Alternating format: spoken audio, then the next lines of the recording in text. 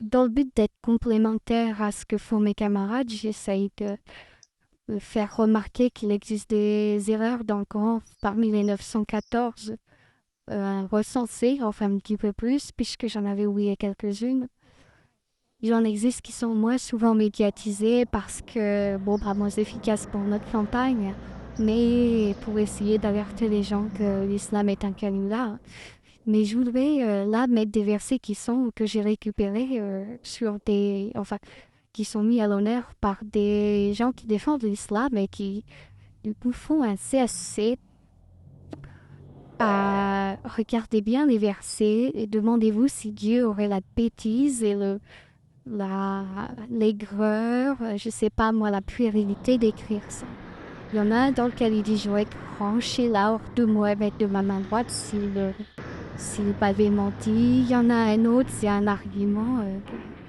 C'est une espèce d'argument de cours de récréation. Ouais, j'ai été longtemps parmi vous sans vous parler. Vous devriez en gros être convaincu que c'est un peu comme le coup de Gaulle qui dit est-ce qu'à à 60 ans, je vais démarrer une carrière de dictateur? Eh bien là, Mohamed, il dit, enfin, il, il lui est ordonné d'utiliser un argument de la nature. Il y a des erreurs qui sont gigantesques, qui disent qu'il n'y a pas plus injuste que de se tromper ou de mentir sur Dieu.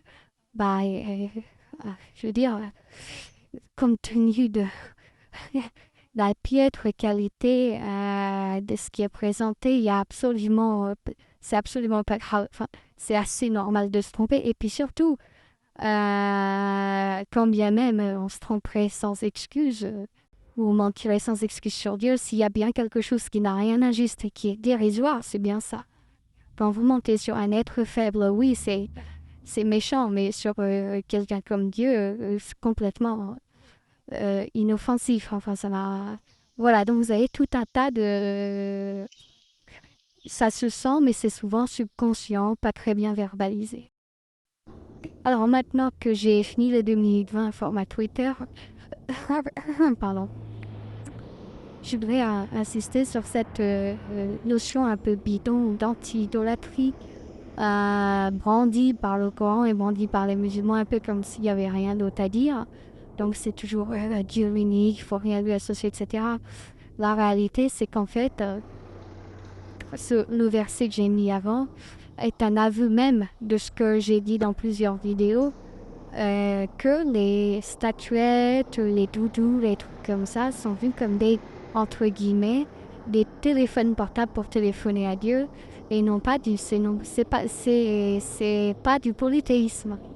Enfin, c'est qualifié de polythéisme, mais ça n'est pas réellement, il y a pas une énorme différence. Et dans ce verset, le Coran dit lui-même, oui, il les considère comme des intercesseurs. Eh bien, c'est-à-dire comme un téléphone portable pour appeler le président de la République ou le roi.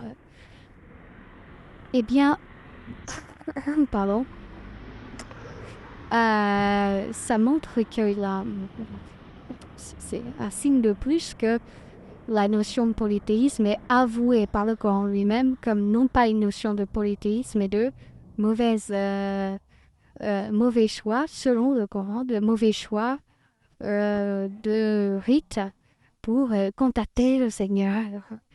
Et l'islam est tout autant polythéiste à ce titre, il vous dit, bon, au lieu de prier cette statuette, tu vas te prosterner sur un tapis. C'est-à-dire, il a remplacé le téléphone, statuette, doudou, idole, euh, autre, par tapis, Coran, Mohamed, et puis surtout